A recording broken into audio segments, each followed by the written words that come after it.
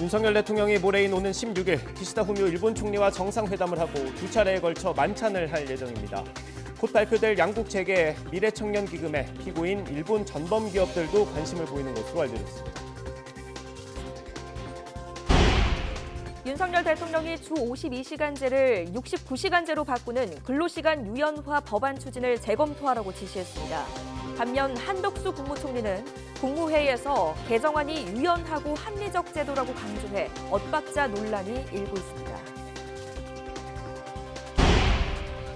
한미 연합연습이 진행 중인 가운데 북한이 순항미사일을 발사한 지 이틀 만인 오늘 단거리 탄도미사일 2발을 또 쐈습니다. 미사일은 약 620km를 비행한 뒤 동해상으로 떨어졌습니다. 대중교통에서 마스크 일부 해제와 관련한 구체적인 방안이 내일 발표됩니다.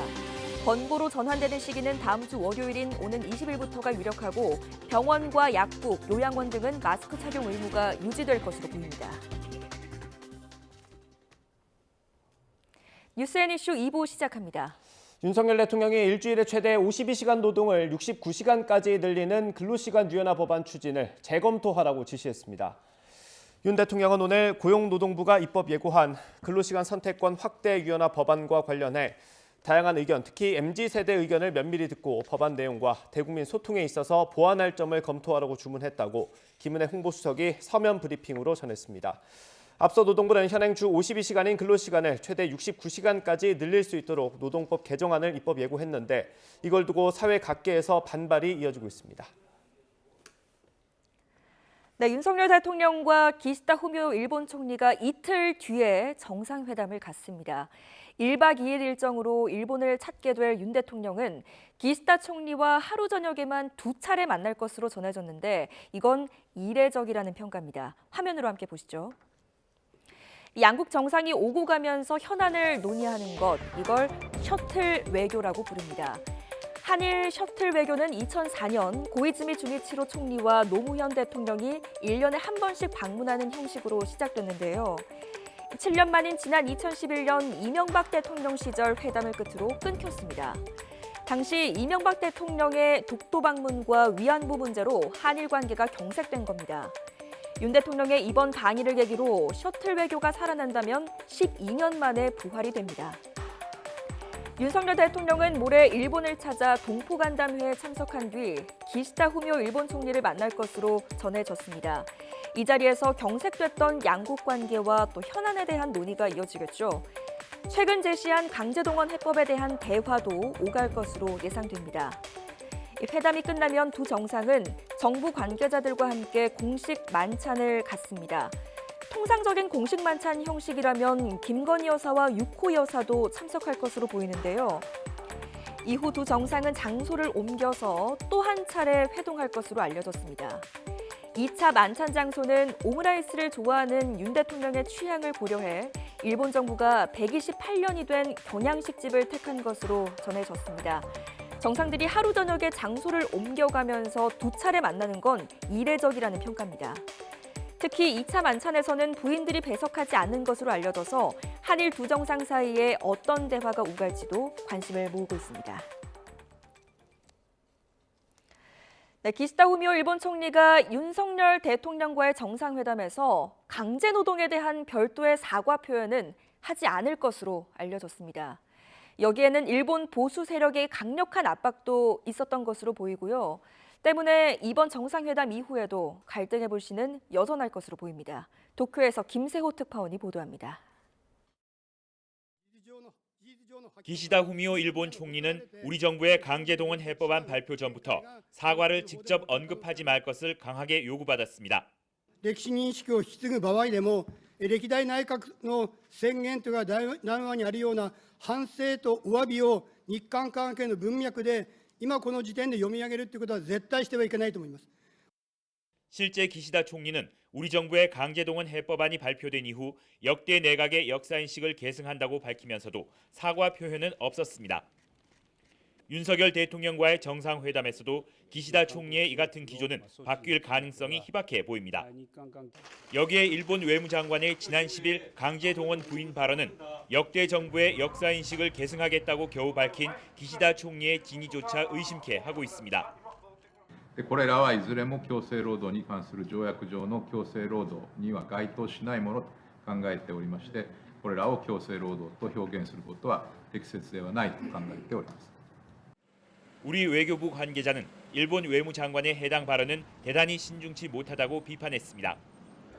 앞서 윤덕민 주일 한국 대사는 일본 언론과의 인터뷰에서 한일 양국 정부가 피해자의 감정을 자극해선 안 된다고 강조했습니다. 하지만 일본 정부가 보여주고 있는 강제 동원과 관련한 일련의 모습들은 이러한 우리 정부의 입장을 무색하게 하고 있습니다. 강제 동원에 대한 일본의 인식이 제자리에 머무는 한 한일 정상회담 이후에도 갈등의 불씨는 쉽게 가라앉지 않을 것으로 보입니다. 도쿄에서 YTN 김세호입니다. 우리 정부가 일제 강제동원 해법으로 제시한 제3자 변제안 논란이 계속되는 가운데 이틀 뒤 한일 정상회담에서 우리가 뭘 얻을 수 있는지 관심입니다. 경제적인 이득보다는 안보 협력이 더 중요할 거라는 전망이 나왔습니다. 윤희숙 전 국민의힘 의원 인터뷰 들어보겠습니다. 꼭 경제적인 이득을 바라고 이런 결단을 내렸을 거라고 저는 별로 생각하지는 않아요. 왜냐하면 많은 부분에서 지금 한미일 3국이 얽혀 있잖아요. 그 얽혀 있는 관계가 조금 더 그 진전을 하기 위해서 이런 결단을 내렸을 거라고 생각하고, 그러니까 경제 안보, 경제 안보 이런 식으로 이게 다 얽혀 있으니까 거기서 조금 앞으로 가고 싶었던 게 아닌가. 지금 보면 일본하고의 직접적인 경제적인 이득보다는 아마 그것도 고려했겠지만 미국하고의 안보 협력 이런 게 굉장히 중요한 요소였을 것 같아요. 그렇겠죠. 한미일 뭐 소위 말하는 삼각동맹. 왜냐하면 지금 국내에서 저 자체 핵무장론이 76% 이렇게 나오는 건 우리 국민들이 굉장히 불안하다는 거잖아요. 그렇다고 우리가 자체 핵무장을 지금 당장 할 수 있는 상황도 아니니 아마 그 정부로서는 이 국민들의 불안한 마음을 핵 억지, 그 핵 우산을 실질적으로 어떻게 강화하느냐가 굉장히 고민이었을 거예요.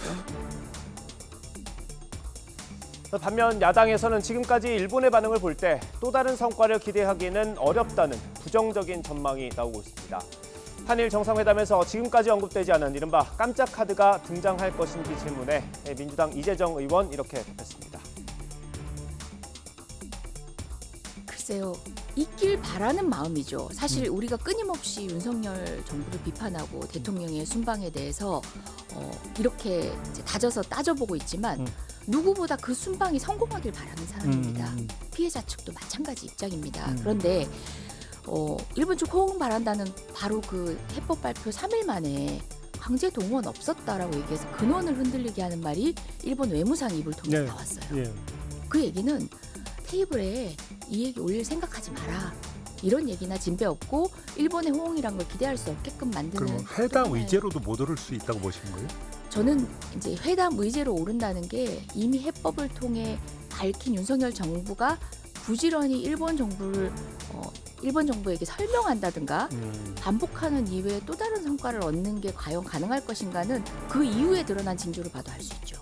그래요. 외무상이 그렇게 공식적으로 얘기를 했는데요. 강제 동원이 없다는 얘기는 손해배상 책임을 인정하지 않는다는 얘기고 사죄를 인정하지 않는다는 얘기예요. 한미 연합연습이 이틀째 진행되고 있는 가운데 북한이 무력 시위를 이어가고 있습니다. 합동참모본부는 북한이 오늘 아침 7시 41분부터 10분 동안 황해남도 장현 일대에서 동해상으로 단거리 탄도미사일 2발을 발사했다고 밝혔습니다. 또 북한의 탄도미사일은 약 620km를 비행한 후 동해상에 떨어졌고 세부 재원은 한미 정보당국이 종합적으로 분석하고 있다고 설명했습니다. 이어 북한의 연이은 탄도미사일 발사는 중대한 도발 행위로서 유엔 안보리 결의를 명백하게 위반한 것이라고 규탄하며 즉각 중단을 촉구했습니다. 미국이 북한의 탄도미사일 발사에 대해 당장 위협은 아닌 것으로 보지만 지역 내 불안정을 부른다고 규탄했습니다. 미 인도태평양 사령부는 성명을 통해 탄도미사일 발사를 인지하고 있으며 동맹 그리고 파트너와 긴밀하게 협의하고 있다며 이것이 미국의 인력이나 영토, 동맹에 즉각적인 위협이 되지는 않는 것으로 평가했다고 밝혔습니다. 그러면서도 북한의 이딴 미사일 발사가 지역 내 불안정을 부각시키고 있다고 강조했습니다. 네, 이렇게 갈수록 위협 수위를 높이고 있는 북한의 핵과 미사일에 대응하기 위해서 우리 정부가 7조 3천억 원을 들여 유사시 선제 타격 개념인 킬체인, 한국형 미사일 방어 체계, 또 대량 응징 보복 등 이른바 삼축 체계를 크게 강화합니다. 북핵 시설을 은밀하게 타격할 수 있는 5세대 최첨단 스텔스 전투기 F-35A와 북한의 탄도미사일을 요격할 SM-6 탄도탄을 도입할 예정입니다. 한현희 기자가 취재했습니다. 잠수함 발사 순항미사일이라는 새로운 무기체계로 한미 요격망 회피를 시도하는 북한. 다양한 방식의 공격 무기를 선보이는 북한에 맞서 우리 군도 한국형 삼축 체계 전력을 대폭 강화합니다. 우선 유사시 북한의 핵과 미사일 시설을 은밀 타격하는 임무 수행 등 한국형 삼축 체계 보강 차원에서 고성능 스텔스 전투기 F-35A를 추가로 도입합니다. 2028년까지 약 3조 7,500억 원을 들여 약 20대를 들여온다는 계획인데 사업이 종료되면 우리 군의 F-35A는 60대 수준으로 늘어날 전망입니다. 이와 함께 정조대왕급 이지스함에 탑재되는 장거리 함대공 유도탄 SM-6의 구매 계획도 확정됐습니다. 미국산 SM-6 유도탄을 대외 군사 판매 방식으로 확보하는데 올해부터 2031년까지 약 7,700억 원을 투입할 계획입니다. 그동안 첨단 레이더를 갖추고도 적의 탄도미사일을 요격할 수단이 없어 눈만 있고 주먹은 없다는 평가를 받았던 우리 이지스함이 주먹을 갖게 되는 겁니다. 최대 사정거리가 400km를 넘고 항공기는 물론 탄도, 순항미사일까지 모두 요격할 수 있는 SM-6가 전력화되면 북한의 미사일 위협에 대한 대응 능력이 더 강화될 전망입니다.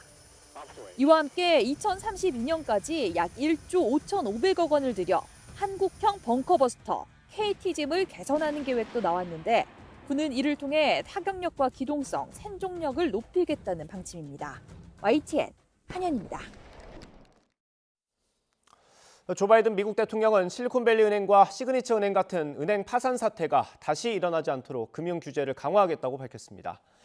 바이든 대통령은 금융시장 개장 시간에 맞춰 가진 기자회견에서 은행 파산의 재발 가능성을 줄이기 위해 의회와 금융당국에 은행 관련 규제를 강화하도록 요청할 거라고 말했습니다. 그러면서 미국인들은 은행 시스템이 안전하다고 안심해도 되고 당신의 예금은 안전하다며 우리는 여기서 멈추지 않고 필요한 어떤 일이든 할 거라고 강조했습니다. 이번 사태 불똥이 튀지 않을지 미국의 다른 은행과 각국이 긴장하고 있습니다. 이런 가운데 한 영국계 은행이 실리콘밸리 은행 영국 법인을 단돈 1파운드에 인수하기로 했습니다. 김사훈 기자가 보도합니다.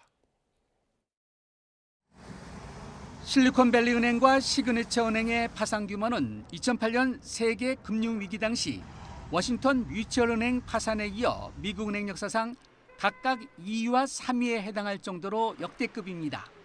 미국 스타트업계는 역대급 파산에 대한 바이든 행정부의 예금 100% 보증 발표로 줄도사는 일단 피할 수 있게 돼 안도의 한숨을 내쉬었습니다.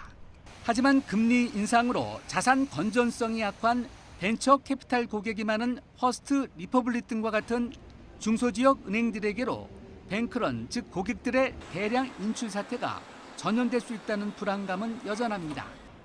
이들은행은 뱅크런이 우려되자 연준 등으로부터 수백억 달러의 자금을 긴급 조달해서 유동성을 확보했다고 밝혔으나 위기설이 퍼지면서 주식 거래가 중지되는 등 투자자들의 불안감을 잠재우지 못하고 있습니다.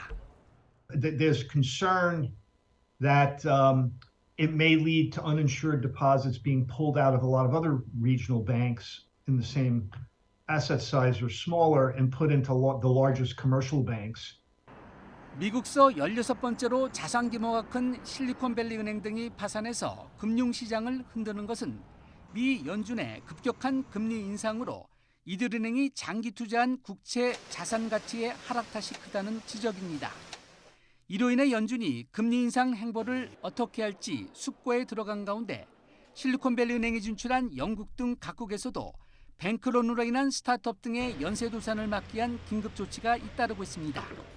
영국계 글로벌 은행인 HSBC는 파산 예정이던 실리콘밸리 은행 영국 법인을 상징적 금액인 1파운드에 인수해서 유동성 해소에 백기사로 나섰습니다. If they hadn't stepped in, there would have been a first order effect on hundreds of UK startups and possibly US startups immediately collapsing, unable to pay their wage bills and their suppliers. 독일과 중국, 인도, 캐나다 등 실리콘밸리 은행이 진출한 국가들도 파산의 불똥을 최소화하기 위한 긴급 대책 마련에 들어갔습니다.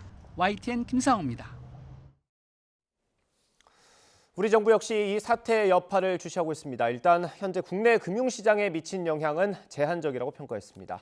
추경호 부총리 발언 직접 들어보겠습니다. 현 시점에서 동사태의 여파를 예측하기 어렵다는 점에서 정부는 높은 경각심을 갖고 상황을 예의주시해 나가겠습니다. 한편 우리 금융시장은 전반적으로 안정을 유지하는 모습입니다. 향후 시장 변동성이 확대될 가능성을 배제할 수 없는 만큼 정부와 관계기관은 한시도 긴장의 끈을 놓지 않고 당면한 시장 불확실성에 대응하여 금융시장 안정 유지를 위해 총력을 다하겠습니다. 미국 실리콘밸리 은행 주주들이 이 은행의 모기업 경영자들을 상대로 집단 소송을 제기했다고 로이터 통신이 보도했습니다. 주주들은 금리 상승으로 인해 이 은행의 사업 기반이 약화하고 다른 고객층을 가진 은행보다 더 취약한 상황에 놓일 수 있다는 사실을 경영진이 공개하지 않았다고 주장했습니다. 이번 소송은 실리콘밸리 은행 몰락 이후 처음 제기된 소송이고 앞으로 비슷한 소송이 잇따를 걸로 보인다고 로이터는 전했습니다. 제2의 증권거래소인 대체거래소 설립이 본격적으로 추진됩니다. 70년 가까이 이어져 왔던 한국거래소 독점 체제가 깨지면서 경쟁이 촉진될 수 있을지 주목됩니다. 강희경 기자가 취재했습니다. 지난 1956년 대한증권거래소에서 시작한 한국거래소는 민간기업 전환 등을 거치며 67년간 독점 체제를 이어왔습니다. 그러나 앞으로는 제2의 증권거래소가 생길 전망입니다. 정부가 대체거래소, 즉 ATS 도입을 추진하고 있기 때문입니다. 거래소 간 경쟁을 통한 거래 비용 절감과 투자 편의성 제고를 위해 다자간 매매 체결 회사를 신규 인가하고 ATS는 한국거래소의 주식 매매 체결 기능을 대체할 수 있는 거래소입니다. 다만 상장 심사와 시장 감시 등의 기능은 정규 거래소인 한국거래소가 수행합니다. 대체거래소 설립 근거는 지난 2013년 자본시장법 개정으로 이미 마련됐습니다. 각종 규제와 이해관계로 논의가 지지부진했는데 최근 몇 년 사이 주식 투자자 수와 거래량이 급증하며 논의에 불이 붙었습니다. 정부는 우선 오는 27일부터 나흘 동안 ATS 예비인가 신청서를 일괄 접수한 뒤 평가를 거쳐 예비인가 여부를 결정할 방침입니다. 현재는 금융투자협회와 증권사들이 참여하는 넥스트레이드가 ATS 설립에 가장 적극적입니다. 대체거래소가 설립되면 거래소 간 경쟁을 통해 수수료 인하와 거래 시간 연장 등이 이뤄질 거란 기대가 나옵니다. 한국거래소의 독점적 지위가 공고해 경쟁 체제가 자리 잡기 어려울 거란 우려도 있습니다. 한국거래소는 특혜를 줘선 안 된다는 입장입니다. 좀 더 나은 서비스를 제공을 하고 싶어도 실질적으로 이제 공정의 이슈 때문에 제공을 못하는 많은 내용들이 있는데 그거를 ATS에는 적용을 하고 거래소는 못하게 하는 그런 경쟁 상황은 공정하지 않다고 보기 때문에 실제 영업은 예비인가를 거쳐 본인가까지 순차로 이뤄지면 내년쯤 시작될 것으로 보입니다. 정부는 우선 ATS를 도입 운영한 뒤 정착 상황과 시장 동향을 종합적으로 고려해 거래 대상 상품을 확대하는 방안을 검토할 계획입니다. YTN 강희경입니다. 역사인식 논란이 있었던 김광동 진실 화해를 위한 과거사정리위원회 위원장이 5.18 광주 민주화 운동에 북한이 개입했을 가능성을 배제할 수 없다라는 주장을 또다시 내놨습니다. 야당은 김 위원장의 해임을 재차 촉구하고 나섰습니다. 어제 국회에 출석해서 발언한 내용입니다. 직접 들어보시죠. 80년 5월 광주 민주화 운동에 북한이 말씀하신 대로 본인들의 의도대로 개입하고자 했을 가능성이 있다 이렇게 개입하고자 했을 가능성이 있다. 그러니까 그런 부분에 대해서 있어요? 자료들이? 그 자료를 말씀하시는 거는 북한 자료 저한테 줄 수 있어요? 아니 북한 군의 개입이 왜 근데 북한이 제가 방금 이렇게 말씀드렸잖아요. 그리고 본인도 북한이라고 이야기를 했고. 예, 그 부분은 가능성이 있다는 부분을 말씀드린 것이고 우리 자, 지금 5.18, 한국에서 광주 5.18 예. 진화 위원장님 광주 5.18 역사적으로 검증됐습니까 안 됐습니까? 검증이 됐고 일부 검증됐죠. 미흡한 부분에 대해서는 법률적으로도 검증됐습니까 안 됐습니까? 검증됐고 일부 미흡한 부분에 대해서는 추가 검증이 진행되는 것으로 알고 있습니다. 왜 그러면 평가해 자꾸 왔었습니다. 북한군 북한군이라는 표현을 그러니까, 쓴 적은 없고 북한이 개입했을 가능성까지 제가 배제할 수 없다 이런 말씀입니다. 윤석열 대통령의 처가 회사가 양평 공흥지구 아파트 개발 과정에서 특혜를 받았다는 의혹 수사가 막바지를 향해 가고 있습니다. 그런데 땅 관련 혐의 대부분이 공소시효가 지나서 처벌이 쉽지 않을 것으로 보입니다. 어떤 내용인지 김철희 기자가 정리했습니다. 지난해 1월 윤석열 대통령의 장모 최은순 씨가 경기 양평군 백안리 일대 농지를 사는 과정에서 농지법을 위반했다는 의혹이 제기됐습니다. 스스로 농사를 짓겠다며 농지를 취득해 놓고선 약속을 지키지 않았다는 겁니다. 이후 시민단체는 최 씨를 농지법 위반 혐의로 고발했습니다. 그런데 고발장에 적힌 땅들을 들여다봤더니 공소시효가 이미 지나 있습니다. 현행 농지법은 공소시효를 최장 7년으로 정하고 있는데 땅을 취득한 날짜를 기준으로 하면 시효가 만료된 상태에서 고발이 이루어졌던 겁니다. 뿐만 아니라 최 씨는 경기 양평군 강상면에 있는 다른 사람 소유의 땅을 담보로 대출을 받았던 것으로 드러나 차명 보유 의혹도 받아왔습니다. 이 부분에 대해서도 고발장이 접수돼 수사가 이루어지고 있는데 역시 공소시효가 발목을 잡습니다. 문제가 된 땅들을 매입한 시기가 대부분 2008년 이전이라 땅 매입 시점으로부터 7년인 부동산 실명법 위반죄 공소시효가 만료된 겁니다.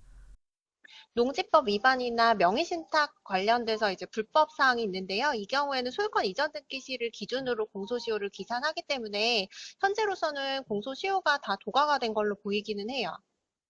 위법 행위가 확인되더라도 형사 책임을 묻는 게 사실상 어려워진 것 아니냐는 지적이 나오는 가운데 수사를 진행하고 있는 경찰은 고발장이 접수된 만큼 원칙에 따라 수사하고 있다는 원론적인 답변만 내놨습니다. 수사팀은 땅 취득 과정에 문제가 없는지 등을 더 들여다본 뒤 조만간 수사 결과를 내놓을 예정입니다. 다만 앞서 비슷한 문제가 제기됐던 경기 성남시 도촌동 땅에 대해선 공소시효가 지나기 전에 기소가 이루어졌고 1심 재판부는 최 씨의 차명 보유 혐의를 인정해 징역 1년을 선고하기도 했습니다. YTN 김철입니다.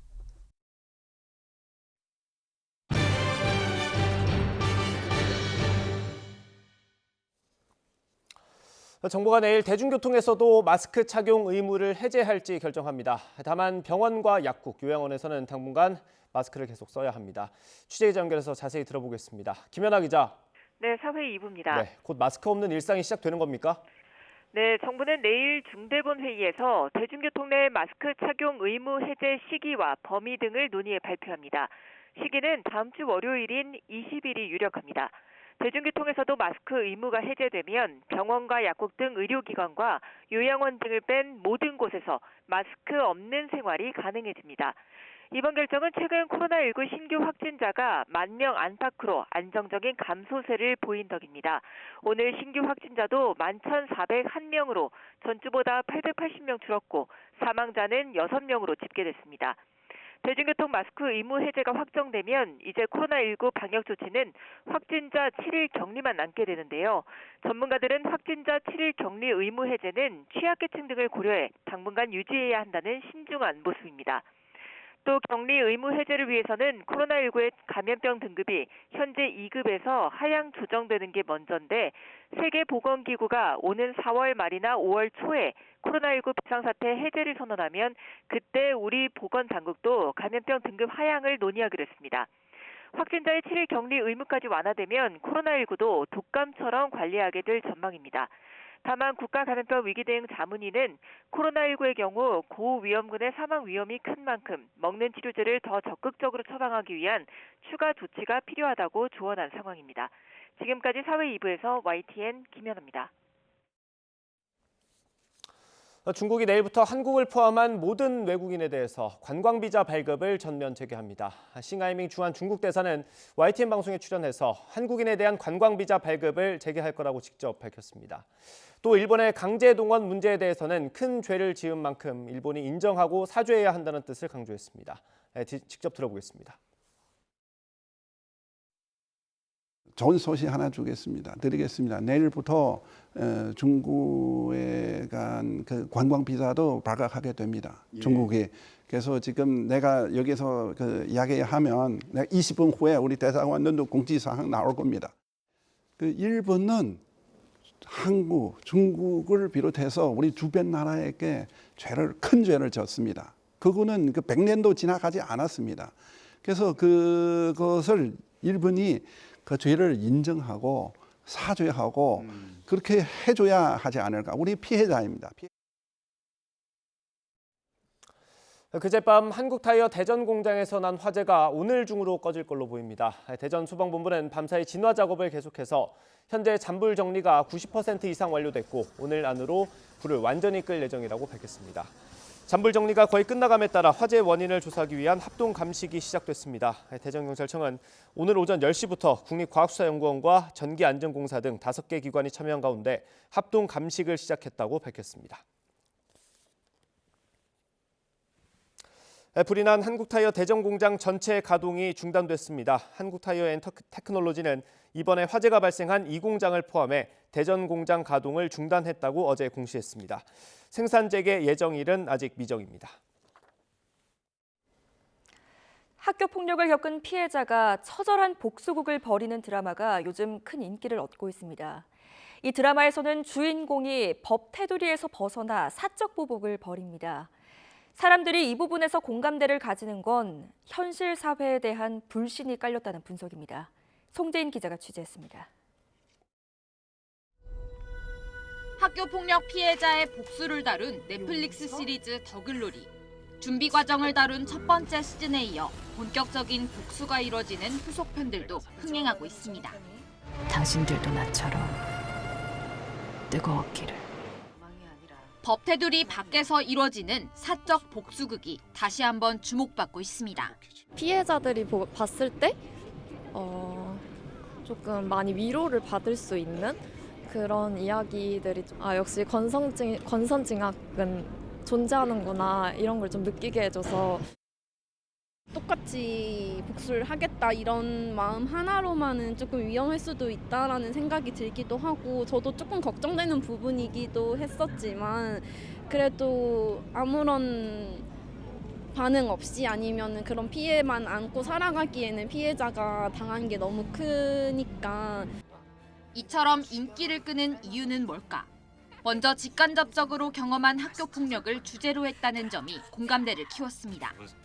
여기에 현실에선 피해자가 제대로 된 보호를 받지 못하는 사회적 불신이 깔려 있다는 점도 있습니다. 학폭을 저지르고 있는 애들은 사회적 강자구나. 학교에서도 어떤 시스템으로든 그들을 징벌할 수 없었고 사회에 나가면 더 하겠구나. 이런 걸 배우기 때문에 실제 온라인 공간에는 학교 폭력에 대한 경험담 그리고 목격담이 잇따르고 있습니다. 정순신 전 국가수사본부장 아들 사례처럼 가해자가 아닌 피해자가 학교를 떠나거나 학교 내 보호자인 교사가 네 잘못 아니냐며 오히려 피해자를 폭행했던 경험. 무력한 현실 속에서 자신도 방관자였다며 괴로움을 전하기도 합니다. 여기에 끝장 소송에 나서는 가해자가 늘며 학교 울타리안 해결에 대한 기대가 더 낮아진 실정입니다. 끝까지 불복을 좀 하려고 하시는 것 같고 그러다 보니까 자신이 받은 처분에 대해서 일단은 한번 행정소송으로 다퉈보시는 것 같습니다. 사적 복수극에 대한 사회적 공감대가 커지기까지 얼마나 많은 피해자가 우리 사회에서 외면받았을지 되돌아볼 시점입니다. YTN 송재인입니다. 2012년 제정된 서울시의 학생 인권 조례가 주민 청구로 폐지 갈림길에 섰습니다. UN 인권이사회가 이런 흐름을 우려했는데 이걸 가지고도 보수 진보가 다투고 있습니다. 장하연 기자입니다. 지난 2012년 제정된 서울 학생 인권 조례. 종교나 성적 지향을 이유로 차별받지 않을 권리가 보장됐고 체벌은 전면 금지, 두발과 복장의 자유도 명시됐습니다. 진보 보수 갈등 속에 제정된 전국의 6개 지역 학생 인권 조례 가운데 하나입니다. 11년이 지난 올해 보수가 다수당이 된 서울시의회가 주민조례 청구 1호 안건으로 학생 인권조례 폐지 청구안을 받아들이면서 사라질 가능성이 커졌습니다. 조례 폐지를 청구한 서울시민 4만여 명은 학생 인권을 지나치게 부각한 게 교실이 무너진 이유라고 지적합니다. 학생들 휴대폰 사용을 금지하는 것이 학생의 통신의 자유지대라고 하면서 학교에서 휴대폰 사용을 허용하게 했습니다. 우리나라는 학생 인권 조례로 교사들의 소득권이 무력화되면서 학생들 간의 왕따와 폭력이 증가하는 폐지 움직임에 유엔 인권이사회가 나섰습니다. 특히 성적 지향에 따른 차별이 보호받지 못할 수 있다는 점을 우려하며 정부에 회신을 요구했습니다. 서울시 교육청은 이에 대해 감사하다며 직접 상황을 조사하고 평가해달라고 요청했는데 이게 또 논란이 됐습니다. 국제적 망신을 시켰다는 점입니다. 아직 논의가 시작되지도 않았는데 그것이 사실인 양 이를 국제사회에 알리는 것은 국격을 떨어뜨리는 일이기 때문입니다. 폐지를 반대하는 시민들은 교권과 학생 인권은 상충하는 게 아니라며 조례 폐지는 민주주의 후퇴라고 주장합니다. 세상이 지금 거꾸로 돌아가는 것 같습니다.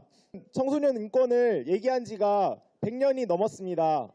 그런데 아직까지 청소년을 두 발을 제한해야 된다는 등 교사로서 당당하게 말씀드리겠습니다. 교권과 학생 인권은 서로 상충하는 것이 아닙니다.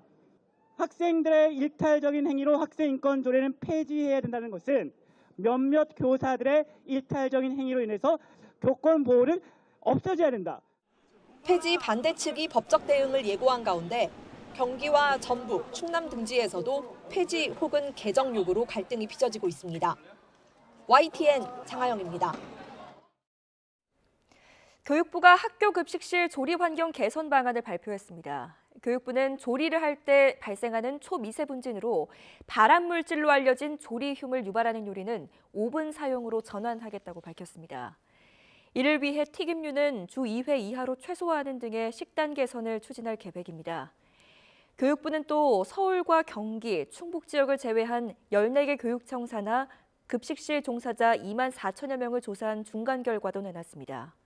조사 결과 폐암 확진자는 31명, 의심자는 139명이었습니다. 전국교육공무직본부는 이번 교육부 발표에 대해 실질적인 대책이 담기지 않았고 데이터들도 취사 선택해 신뢰도가 떨어진다고 비판했습니다. 앞서 국회 교육위원회 소속 더불어민주당 강득구 의원이 전국 시도교육청으로부터 제출받은 자료에 따르면 검사 수검자 4만 2천여 명 가운데 1만 3천여 명인 32.4%가 이상 소견이고 폐암 의심에 해당하는 급식 종사자 수도 338명으로 교육부의 발표보다 많았습니다. 학교 비정규직 노동조합도 급식실 노동 환경을 개선하려면 적정 수준의 인력을 충원해야 한다고 주장했습니다. 지난 겨울 굴 조리식품 섭취로 인한 식중독 의심 신고가 직전 겨울보다 크게 늘어난 것으로 나타났습니다. 식품의약품안전처는 소비자 위해 감시 시스템에 지난해 11월부터 지난달까지 접수된 굴 요리로 인한 식중독 의심 신고 건수가 542건으로 집계됐다고 밝혔습니다. 이는 지난 2021년 말부터 2022년 초까지 같은 기간에 접수된 68건보다 8배가량 늘어난 겁니다. 퇴근길 버스 정류장에서 한 남성이 버스 뒷바퀴에 다리가 끼어 숨지는 사고가 났습니다. 출발하는 버스를 잡으려다가 변을 당한 것으로 보입니다. 경찰이 정확한 사고 원인 조사하고 있습니다. 김혜린 기자입니다. 버스 정류장 앞 도로에 핏자국이 선명합니다. 주변엔 사고 흔적을 기록하는 스프레이 자국이 가득합니다. 퇴근 시간 무렵인 오후 5시쯤 발산역 근처 버스 정류장에서 50대 남성 A씨가 버스 뒷바퀴에 다리가 끼이는 사고가 일어났습니다.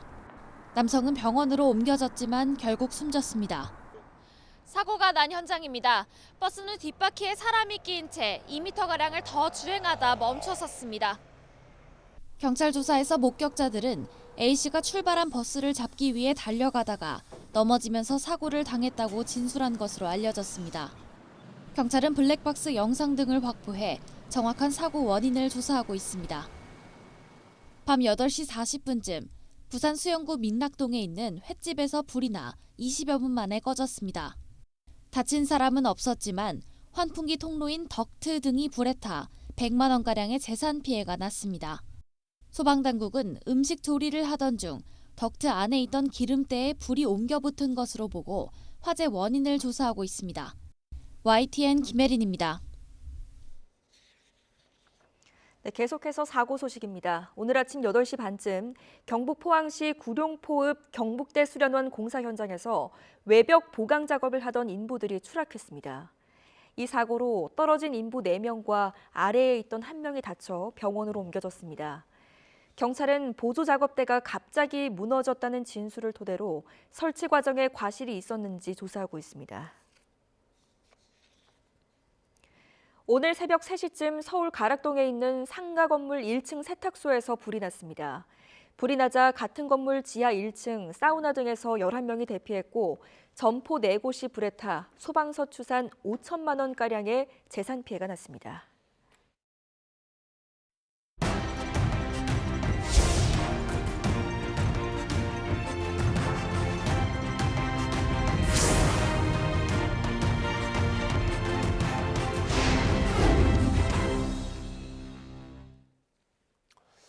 미국 국방부가 역대 가장 많은 국방 예산으로 중국에 대한 우위를 확대하겠다고 밝혔습니다. 영국도 국방비 일부를 중국을 견제하는 미국, 호주와의 안보 동맹에 쏟아붓기로 했습니다. 이종수 기자의 보도입니다. 2024년 회계연도 미 국방 예산은 사상 최대인 8,420억 달러, 1,100조 원이 넘습니다. 2023년보단 3.2%, 2022년보단 13.4% 늘었습니다. I'll not allow the cuts, the needs of the intelligence community or our military that help keep us safe. We're the greatest fighting force in the history of the world.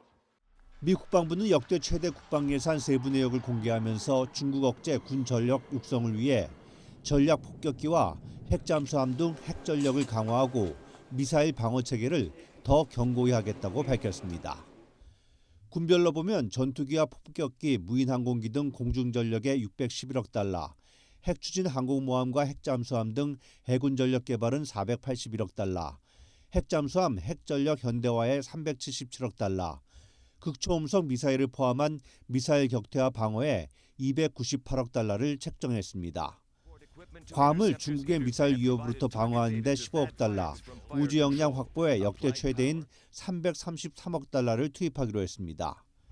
영국도 중국과 러시아 위협에 맞서 국방비를 2년간 50억 파운드, 우리 돈으로 약 7조 9천억 원 늘리겠다고 밝혔습니다.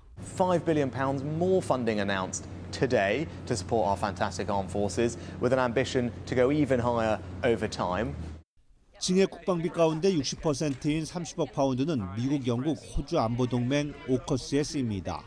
이에 따라 호주는 태평양서 중국 견제를 위해 조만간 세계에서 7번째로 핵 추진 잠수함 보유국이 될 전망입니다. YTN 이종수입니다. 호주가 2030년대까지 미국으로부터 최대 5척의 핵 추진 잠수함을 구매합니다. 조 바이든 미국 대통령과 리시 스넥 영국 총리, 그리고 앤서니 앨버니지 호주 총리는 현지 시각 13일 캘리포니아주 샌디에이고에서 오커스 3국 정상회담을 열고 이 같은 내용의 공동 성명을 발표했습니다.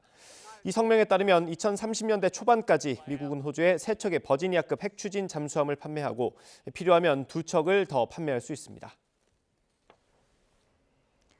세계적인 관광지 프랑스 파리에는 요즘 낭만 대신 쓰레기가 넘치고 있습니다. 연금 개혁을 놓고 정부와 노동계가 충돌하면서 일부 노동자들이 일손을 놨기 때문입니다. 이경화 기자가 보도합니다.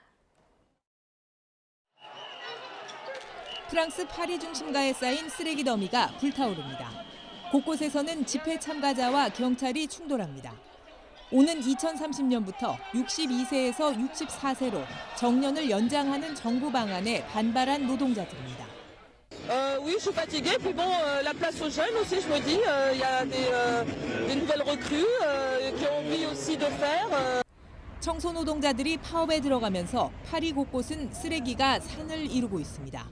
파업은 철도와 공항 등 공공 분야로 확산할 조짐을 보이고 있습니다. 노동계가 제안한 대화를 마크롱 대통령이 거부한 것이 불을 붙였습니다. Il est complètement en décalage avec la réalité et les mobilisations du pays. Il essaye de nous réexpliquer que sa réforme est bonne alors que maintenant c'est plus les arguments ils sont finis. 정부는 정년 연장과 함께 연금을 100% 받기 위한 납부 기간을 43년으로 1년 늘리는 것도 추진하고 있습니다. 더 일하고 더 오래 연금을 내지 않으면 조만간 재정이 한계에 이른다는 겁니다. D'abord, nous ne renoncerons pas à notre réforme des retraites. Ensuite, nous enregistrerons étape après étape tous les signes qui nous permettent de considérer que nous allons pouvoir faire adopter 사회적 갈등이 확산하는 가운데 마크롱 정부의 개혁안은 우파 공화당이 장악한 상원을 통과했습니다. 하지만 먼저 심의한 하원에서 부결돼 양원의 공동위원회가 최종 법안을 만든 뒤 다시 표결에 들어갈 전망입니다. YTN 이경아입니다. 공정한 언론을 자부해왔던 영국 BBC가 스포츠 프로그램 진행자를 방송에서 하차시키면서 정치 외압 논란에 휩싸였습니다.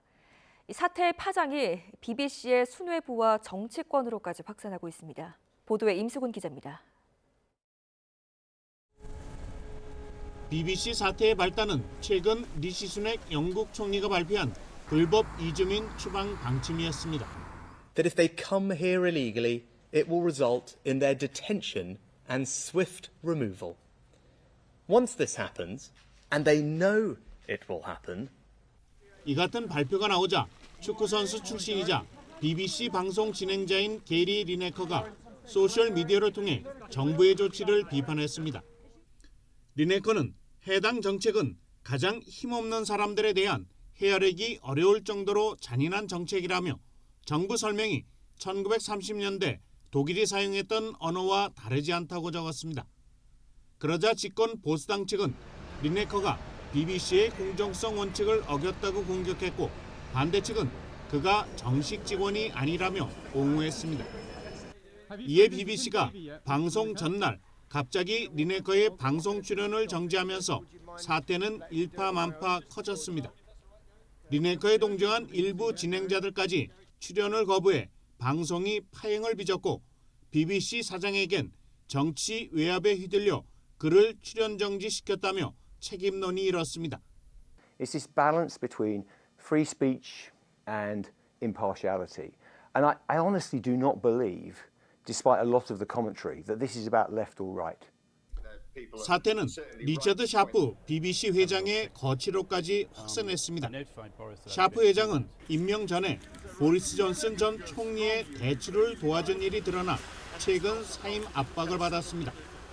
사태가 확산하자 수넥 총리는 리네커 사태는 BBC 자체의 일이라며 책임 회피에 나섰고 야당은 정부와 BBC가 이 일로 어떻게 접촉했는지 공개할 것을 요구했습니다. To me, like the BBC is capitulating to a Tory-inspired cancel campaign of a presenter whose opinions expressed not on the BBC, they just don't like. BBC도 최근 보도에서 리네커를 방송 출연에서 배제한 조치는 BBC가 정치적 압력에 굴복한 것처럼 보인다며 사태는 공정성이 아니라 언론 자유의 문제라고 자세의 조치를 비판했습니다. YTN 임수근입니다. 네, 방금 리포트로 보셨듯이 야구 대표팀이 오늘 귀국길에 오릅니다.